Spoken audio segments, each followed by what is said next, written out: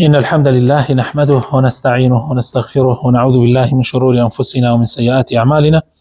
من يهده الله فلا مضل له ومن يضلل فلا هادي له. وأشهد أن لا إله إلا الله الواحد الأحد الفرد الصمد الذي لم يلد ولم يولد ولم يكن له كفوا أحد. وأشهد أن محمدا عبده ورسوله أدى الأمانة ونصح الأمة وجاهد في الله حق جهاده. برایانی بەڕێز و خۆشەویست، لە بنەماکانی ئەهلی سونە و جەماعە ئەوەیە کەوا ئەوان ئەمر بە چاکاکەن، نەهی لە خراپەکەن و واش ئەبینن کە چاکێتی ئەم ئومەتە، کە خەیریەتی ئەم ئومەتە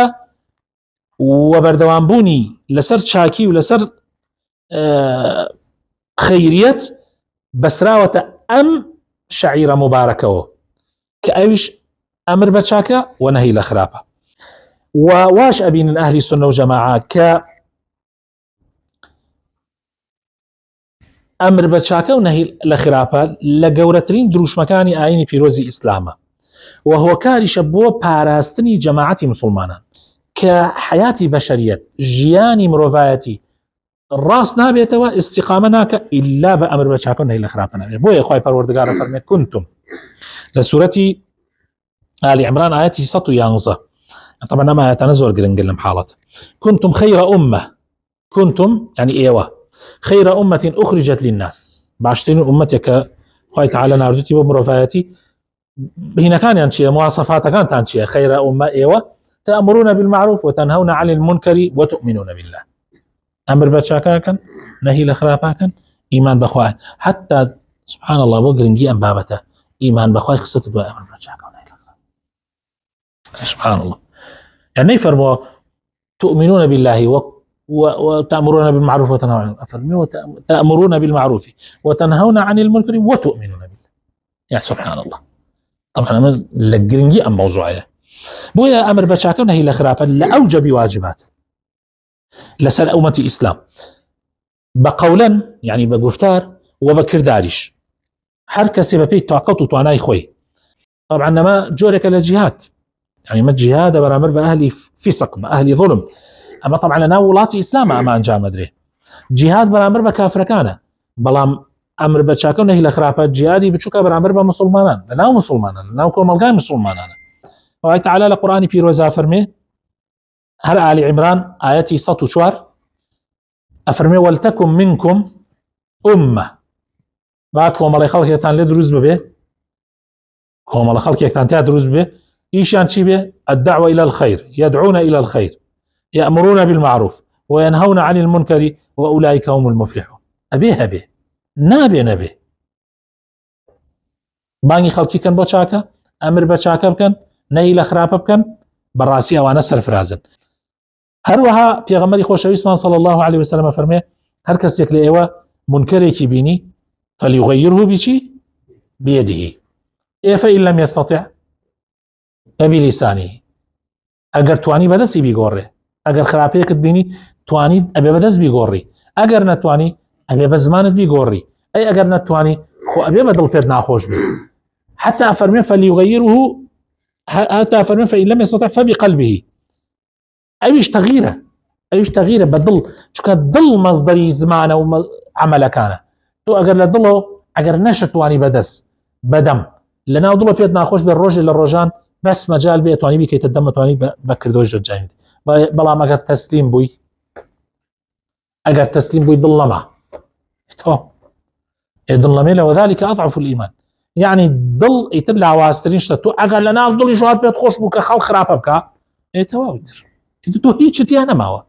ڕووناکیتیان نەماوە، ئەبێ لە خۆت بترسی، ئەبێ هەستکەی کە نیفاق یواش یواش تێکەڵ دڵت بووە. ئاهلی سونە و جەماعە ئەبینن وازهێنان لەم دروشمە گەورەیە هۆکارێکە بۆ ئەوەی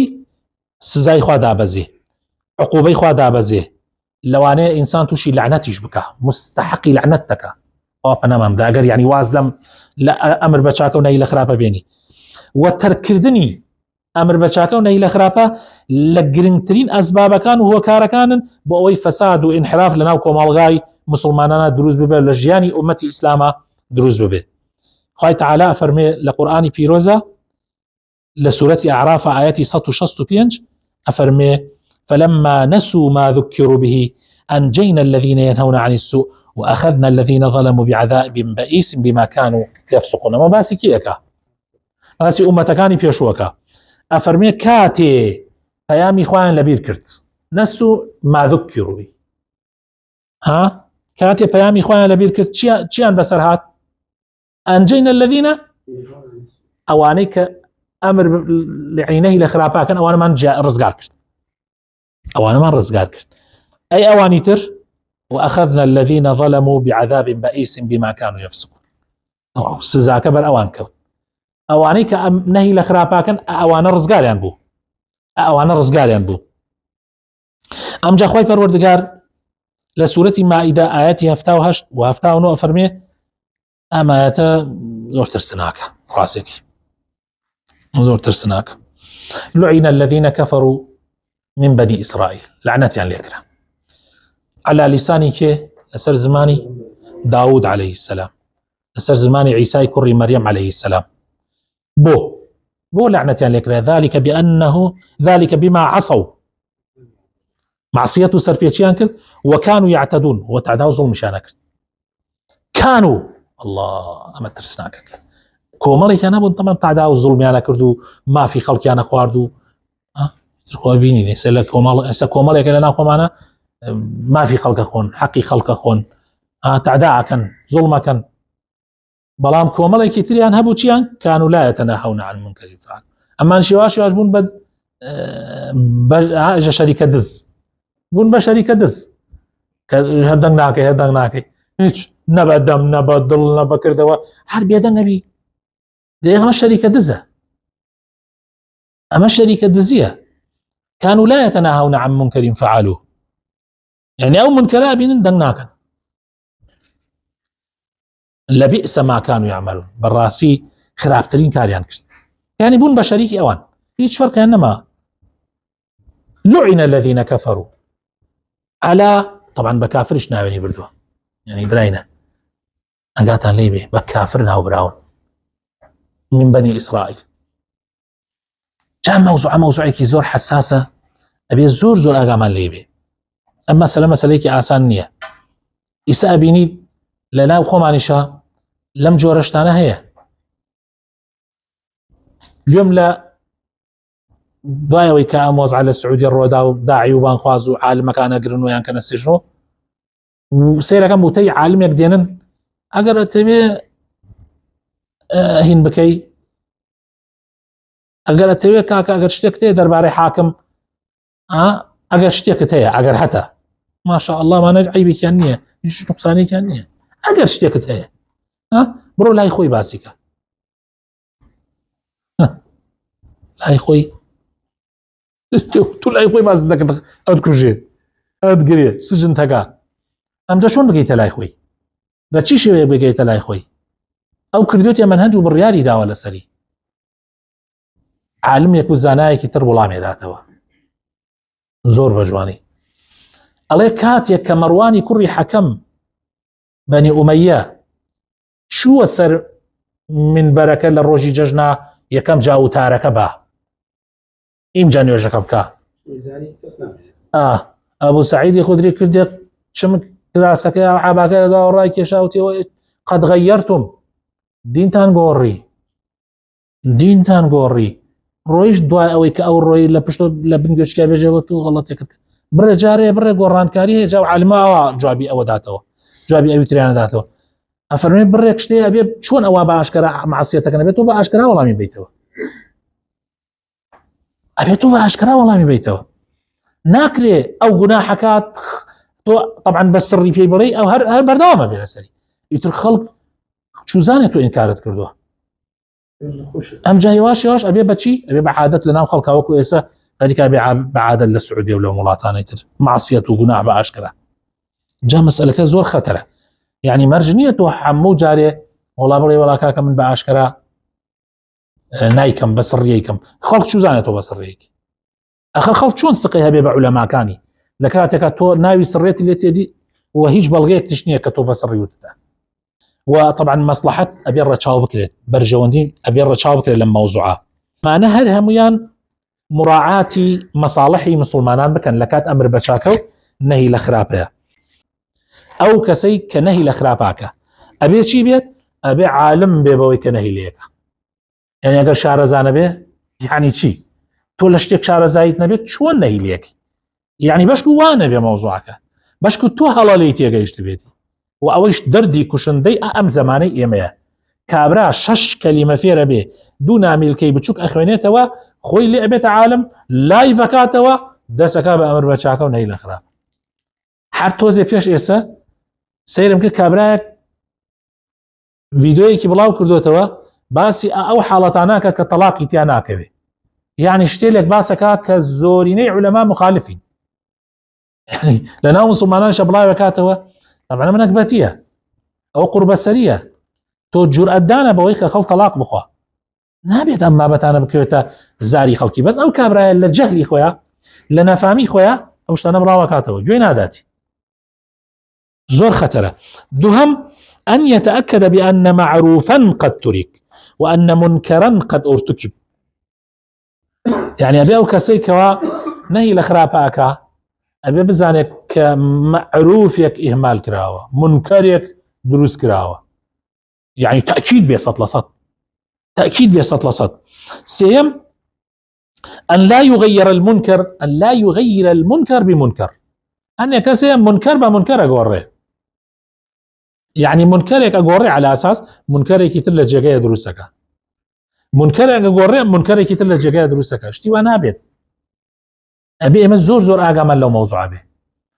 کە تۆ کاتێک منکەرێک ئەگۆڕی خراپەیەک ئەگۆڕی ئەبێ هەوڵ نەدەی خراپەیەکی تر لە جێگایدانی بەڵکو خراپەکە بگۆڕی چاکەیەک لە جێگایدانی.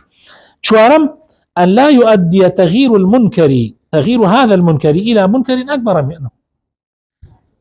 يعني أو منكري كلا يدي نبيته هو منكريك لو قولة دروز ببه يموت ما نابي منكري وك خوي دروز به أو طبعا بأولاتر نابي منكري لخوي دولة دروز به كاتي خوي هندي جنش لزماني حزبي بعثة رويشتن ناديك يان تقانو ناديك يا كزاي خانوية كرابو رويشتن تقاني أنا السمان حزبي بعثة وأنا زاني منكري كان لا دوا دواي أوا حزبي بعث عنادا بو أوان رويشتي ياك ناديك أوان دا جواني دروس كرد تيجي هر حاستا كرد بس بيتا قاستا وان شايكي سرنجي خلقي رايك يا شابو عارق واردن أمي لشوشة ما كي راسه يعني تو أبي كاتك كمنكرك لا أبي بزاني كمنكرك خاطر لجا نابي أجينا أجر بزاني منكرك إلا شون دروس بي لو خرابتر أو نابت لايبي أمر بتشاكا والنهي لخرابش في ويس الرفق كتابة كاربيري نرمونياني بزيهات نوبة قناح بارانا دعوة إلى الله أبي بحكمة به أبي بموعظة حسنة به أبي بجادلهم بالتي هي أحسن بيوكو خواهي تعالى لسورة النحل آياتي سطو بسوبيان جافرمي ادعو إلى سبيل ربك بالشي بالحكمة بانقواز بك بور ريقاي خواب حكمة بنرمونياني والموعظة الحسنة بقى موشقاري شيرين وجوان برأينا حكمة إتر أو بري داناية بەڵام جاری وحەیەتر پێویستەکە ئامۆژگاری بکەی ئامۆژگاری تۆزیە زبریتایە بۆیە خوای تەعالا فەرمێ حەسەنەی لەگەڵا بکەن یەکەم جا فەرمێ بالحکمە تەواو دوای حکمە کە گەیشتە مەوعیظە ئەفەرمێ والموعظة الحسنة ئەی ئەگەر لە مەوعیظە دەرچوو خۆ جاری وایە زەلامەیە حتا بەیانی ئامۆژگاری کە سوودی نییە ئەو جار تۆزێ يعني تونیشی لەگەڵا بکەی يعني مثلا ڕەدی بیتەوە بێ بە مجادلە زبرترە بۆیە ئەفەرمێ بالتي هي أحسن ئاگاتان لێبێ مجادلة كأبي أو بري أدبي تيابا كاربيري لحالتي قرسترين مجادلة إنساني مسلمان بحياتي جوين نادا بحياتي قصي غلطناك بحياتي تانا نادا أو صفات إنساني مسلمان نيه تو دعواكي خلق بانكي بودين خو خلق راوناني لدين أما زور قرنقلكاتي دعوة كردنا إما آقامان ليبيا دعوة أبي بحكمة بكري حكمتي چند جاري ما باسمان كردوها وتمانا حكمة أوية كوضع الشيء المناسب شتي قنجاو قسەی گونجاو لە شوێنی گونجاوە لە کاتی گونجاوە بکەی کردداری گونجاو لە شوێنی گونجاوە لە کاتی گونجاوە ئەنجامی بی ناکرێتۆ کارێک هاتە بەرەو بیکەی هەر قسەیە کاتە دەم تا بیکەی ئەبێ ئاگات لە خۆت بێ و هەروەها ئەهلی سنە و جەماعەت دایان ناوە طبعا بنا لەسەر ئايات و حەدیث ئەگەر ئەمر بە چاکت کرد طبعا بەتەکید نهی لە خراپە و ئەمر بە چاکە تۆزێ جاری وایە ناخواتۆ کابرا عەزاب لێتەدا تووڕا بێتە گیانت تانەت بۆ بوختیانت بۆ وڵە بەسی کاکە بوختیان بۆ موسى عەلەیهی سەلام کرا بوختیان بۆ محەممەد المستەفا بۆ ژنی محەممەد المستەفا کرا بوختیان بۆ گەورەترین عولەما و داعی و بانخوازان کراوە قسەیان پێکراوە تانیان لێدراوە سژن کراون ئەمە هەمووی سەبری گەرەکە بۆیە سەبر یەکێکە لە صفاتی ئەوانەی کەوا ئەمر بە چاکاکەن و نەهی لە خراپاکەن جگە لە نەرمونیانی و ڕیفق و لە سەرخۆیی و حیکمەت و مەوعیظەی حەسەنە و مجادلەی بالەتی هی ئەحسەن ئەبێ لەگەڵەوەشە سەبریان هەبێ خوای تەعالا فەرمێ والعصر سوێن بێ بە ڕۆژگار خوا بۆ هەیە سوێن بە مەخلوقاتە گەورەکانی خۆی بخوا بەس ئێمە بۆمان نییە ئیلا ئەبێ سوێن بەخوا بخۆین والعصر إن الإنسان خوای تەعالا فەرمێ قەسەم بە ڕۆژگار کە ڕۆژگار تر زۆر زۆر گەورە و پیرۆزیە بە تایبەتی کاتی عەسر إن الإنسان لفي خسر أو طبعا قسمك إنها هم تأكيد يكاتو لكش هم تأكيده إن الإنسان لفي خسر إنسان كان حميها لخسار ومندية إلا أوانا نبي كتشوار مرجان هاتيا إنسان كان هموي لخسار ومنديان إلا أوانا نبي كتشوار مرجان تيايا مرجي كم إيمان إلا الذين آمنوا مرجي دوم عملي صالح إيمان ببي عملي صالح كاقياسين وك أو داركي ببربه إيمان ببي عملي صالح حج بريكي نيه حج سوديكي نيه إلا الذين آمنوا مرجي دوم بوي لخسارة مدينة جاتت به عملي صالح مرجي سيم أبي تواصي بالحب دعوة بكي بولاي ديني حق كدعوة نكر يترتواو دعوش بس هي ملانية بس هي زانا على مكان نية دعوة هي همو مسلمانيك خوێنەوار و نەخوێنەوار پیرێژن و پیرەپیا و گەنج و کشتی خۆ دعوە چییە؟ دعوە ئەوەیە تۆ هەرچی فێربووی لەو دینە لە ڕۆژی جمعە بە خەڵک بیگەیەنی بۆ هاوڕێکانت باسیکەی بۆ دۆستەکانت باسیکەی بۆ خێزان و ماڵ و مناڵت باسیکەی بۆ خزم و دۆست و ئەحبابەکانت باسیکەی ئەوە دعوەیە بۆیە دعوە مەرجی سێیەمە بۆ ڕزگار بوون مەرجی چوارەم خۆشەویستەکانم وتواصوا بالحق وتواصوا بالصبر والله براینە ئارام نەگری هەموو دینە دۆڕێنی مەرجی چوارەم ئارامگرتنە ئارامگرتن زۆر مەرجێکی سەرەکیە تۆ بۆ نەفسی خۆت نایکەی تۆ بۆ خوای پەروەردگارێکی پێغەمبەری خوا صلی الله علیه و سلم من تقم لنفسه قط پێغەمبەری خوا صلی الله علیه و سلم تۆڵەی بۆ نەفسی خۆی نەکردوتەوە کاتێ پێغەمبەر تووڕا بوو کە ئینتیهاکی حروماتی خوا بکرێ کە دینی خوا پێشێل بکرێ پێغەمبەر لەبەرەوە تووڕا بوو لەبەر خاتری خوا سەبرەگرین خوا ئەمری پێمان کردووە سەبر بگرین بۆیە زۆر گرنگە ئەم خاڵە ئەمجا خوای تەعالا لە سورەتی لوقمانە ئاەتی 17 کە لوقمانی حەکیم طبعا لوقمانی حەکیم خۆتان ئاگادارن یعنی لوقمانی حەکیم پێویستەکە من وەسفیتان بۆ بکەم لوقمان باشترین داعیە لە دوای پێغەمبەرەکان قەولێک شێ کە خۆشی پێغەمبەر بێ بەڵام تو داینە پێغەمبەریش نەبوو بێ باشترین داعیە ئەم پیاوە حەکیمە داعیە زۆر گەورە و مەزنە کاتێ نەسیحەتی کوڕەکەیەکە ئەفەرمێ یا بونەیە ئەقیمی الصەلاة نوێژ بکە زۆر بە جوانی نوێژەکانت بکە وأمر بالمعروف وانهى عن المنكر یەکسەر ئاگادارێکاتەوە وا نەزانی ئەمر بە چاکە و نای لە خراپە و خەڵکە گشتی فەرشی سوورت بۆ داخەن و دەستخۆشی لێکەن و دەخوات جەزای خێرت بات و بڕاستی نەسیحەتمانت کرد و جاری وایە نەکەڵێن جەزای خێرت ئەڵێن تەبەت یەداک بە پێغەمبەر وتیان مامەکەی خۆی وتی تەبەت یەداک من جاری وا هەبووە طبعا بە مودەی ئەم 35 ساڵە ئێمە کە خەریکی داوە و بانگەوازی جاری وا هەبووە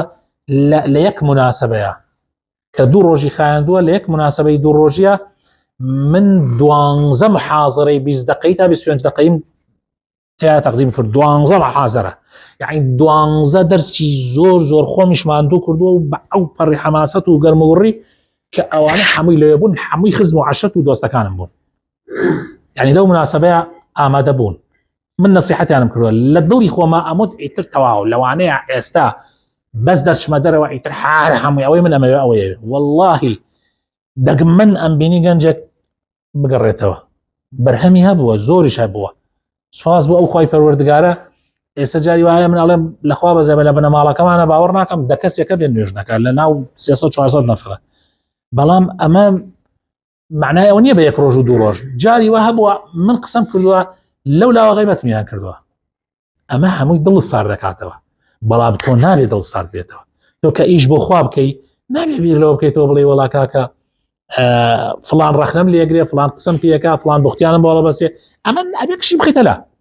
ئەبێت سەبر بگری لەبەر خاتری خوای پەروەردگار نابێت تۆ سەفی مسلمانان تێک دەی ریزی مسلمانان تێک دەی مسلمانان لاوازکەی بەرامبەر بە دوژمنەکانیان چێت و ئەمر بە چاکاکەت و نای لە خراپاک ئەبێ زۆر زۆر ئاگات لە خۆت بێ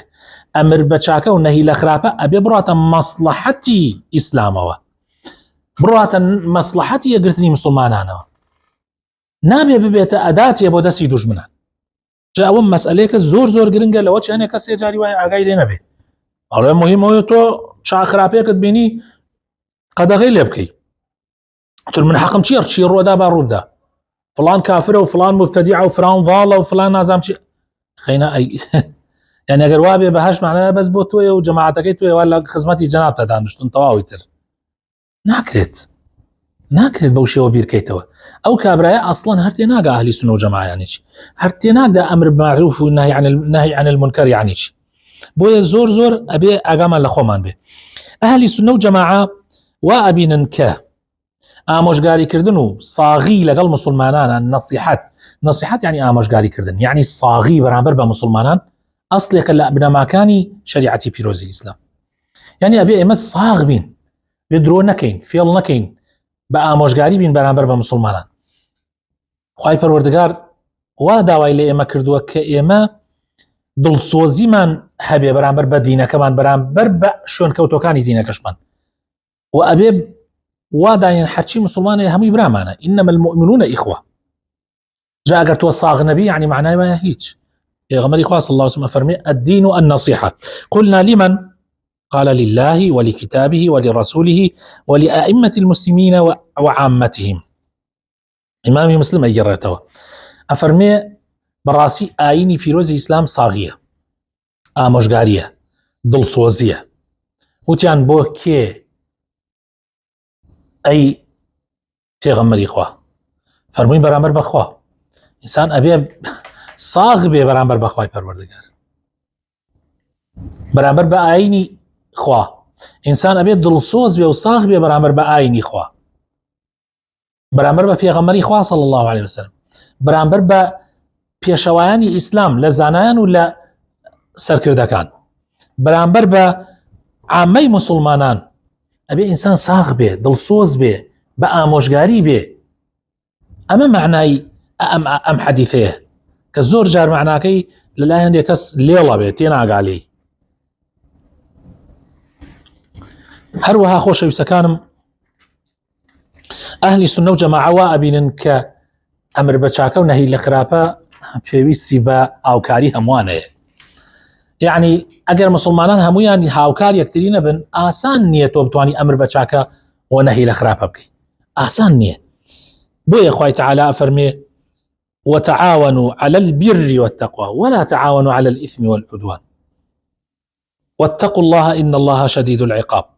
أي إيمان داران هاوكاري يكتريبن لسر چاكا و چاككاري لسر تقوى يعني پاراستن خو پاراستن لمعصيتي خوا لنا فرمانكاني خوا أما پێویستی بەوە هەیە ئێمە هەموومان دەستێکەڵکەین دڵسۆزانی ئەم دینە پێویستە دەستێکەڵکەن ئیسە سەیرەکەی ناحەزانی ئەم دینە زۆر منەظەمن زۆر ڕێک و پێکی ئیشەکەن اختصاصاتیان هەمووی داناوە بۆ هەموو شتێک بۆ دژایەتیکردنی ئەم دینی ئیسلامە بۆ دژایەتیکردنی مسلمانان بۆ داگیرکردنی زەوی مسلمانان و خاکی مسلمانان بۆ ئەوەی واریداتی ئەم ملەتە هەمووی بخۆن ئەنواع و ئەشکاڵ ڕێگەیان گرتۆتە بەر و هاوکاری یەکتریش ئەکەن تەنانەت جاری وا هەیە خۆیان لە شێوەی دوو دژمنا پیشانەدەن و لە ڕاستیەکەشە هاوکاری یەکن یعنی دوو دژمنە ئەم ئەو لای گرتووە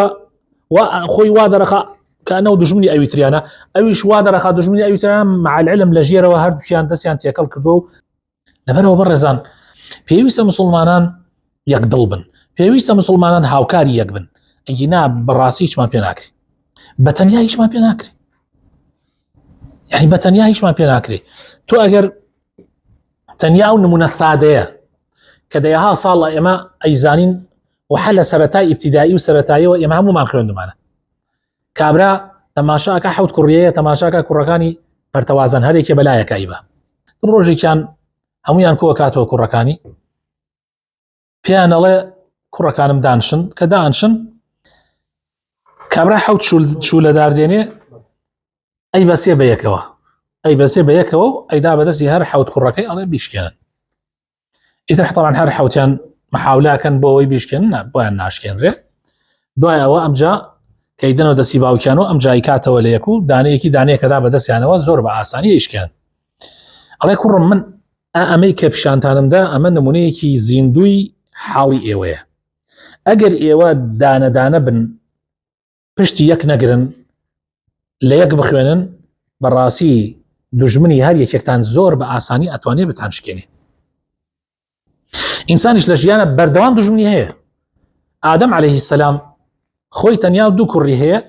سەیرەکەی دوو کوڕەکەی بن بە دوژمنی یەکتری. بۆیە کوڕەکانم ئاگاتان لە خۆتان بێ، بەڵام ئەگەر یەک بگرن ئاوا بە ئاسانی وەکو چۆن محاولەتان کرد حەودارەکە بە یەکەوە بیشکێنن نەتانتوانی بشکێن هیچ کەسێک پێتان ناوێرێ. بۆیە برا لە پشت برا بێ مەگەر قەزا لای خوا بێ. بەڕاستی وایە، بەڕاستی ئەگەر مسلمانان یەک بگرن هیچ دوژمنێک پێیان ناوێرێ، بەڵام ئەگەر مسلمانان پەرتەوازە بن هەر لەسەر بچووکترین شت و ئەوان بچن بە گژیەکە تەفریقە دروستکەن،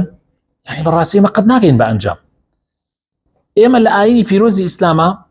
شتێکمانەیە پێ ئەوترێ شتی بنەما ئەسڵیەکان، یعنی شتە سەرەکیەکان بنەما ئەسڵیەکان، وە شتێکمانەیە پێ ئەوترێ فەرعیات.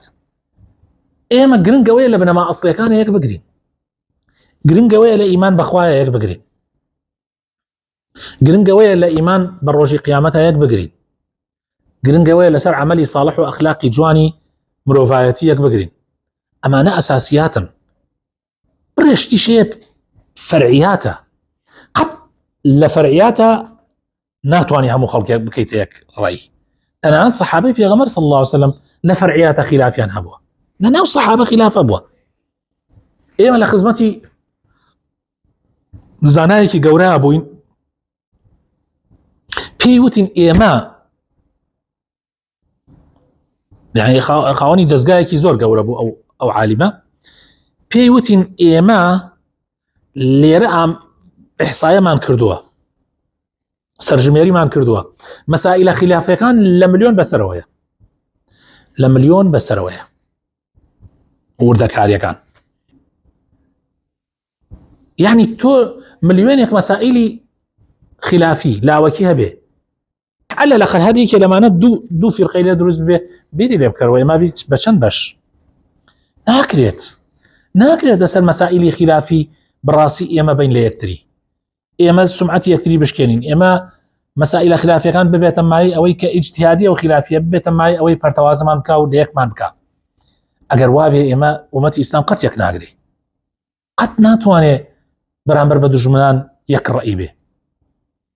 بەڵام ئێمە بڕێ ئوسوڵمانەیە لە ئوسوڵا متفق بین لە مەسائلە لاوەکیەکانیش تەواوتر لەوەیە کە پێویستە متفق بین لەوەشە کە پێویست نییە ئەگەر مختلفیش بین هیچ کێشەیەک نییە. ئەمجا خوایەکیشێ محاسبەمانەکە. مەسائلی ئیجتیهادی علەما ئەگەر قسەی تیا بکەن ئەگەر پێکیان دوو ئەجریانە ئەگەر نیشیان پێکە ئەجرێکیان هەیە، یعنی نەک گوناحبار نابن ئەجرێکیانیش هەیە ئەگەر نەیپێکن. من قەناعەتم وایە کە گوناحبار نابین، یعنی تایە ئەگەر ئێمە لەو مەسائلانە یەکیش نەگرین هیچ مشکلەیەک نییە، بەهەشت و جەهەنەمی لەسەر نەوەستاوە. ئیتر چی تایە؟ یعنی ئێمە ئەگەر با مختلفین با دوو ڕەئیمان شەبێ و بە یەک شۆ بژین، بۆ ئێمە لە دەیەها مەسائلی ترە جگە لە دینی مختلف نیمە. خەڵکێکمان تایە يعني حتى اگر لناو يك حزبي شابه لم كردستان خلقان كان اگر كويان كيتو ده نفر ليك حزبه هذا ليك حزبي سياسيه ده نفر بينا سيرك آراء جوازه لصدها مسألة آراء جوازه هذا ليك حزبي شا حد درباري سروكي حزبك بوچون جواز يقينا بولا مسائل السياسي والدنياي وشي مختلفين بيك شو اجين اعتياديه لما لك جاري وهي بينش كسحريك حزبك بيك شو جين وبيك ودان شنو ناني شخونو هاوکاری یەکتریشەکەن و پشتی یەکتریشەگرن و لە کات تەنگانەیە و یقینا ئێمەی مسلمان لە بڕێ مەسائلی لاوەکیە لە دینەکەمانە یا بڕێ مەسائلی ئیجتیهادیە ئەگەر مختلفین بۆ بین لە یەکتری بۆ یەکتری بکوژین بۆ دژایەتی یەک بکەین بۆ پشت لە یەکتری بکەین بۆ سەلام لە یەکتری نەکەین بۆ نان لە خوێنی یەکتریە بڵاوی ئەخر بۆ یعنی سەبەب یعنی ئەمە یعنی چی ئەمە ئەگەر دەستی دوژمنانیتیان نەبێ یعنی چی بۆ یابێ ئاگامان لە خۆمان بێ وریابین تعاون و هاوکاری یەکتری نەکەین بەڕاستی نەکبەتیە و بەدبەختیە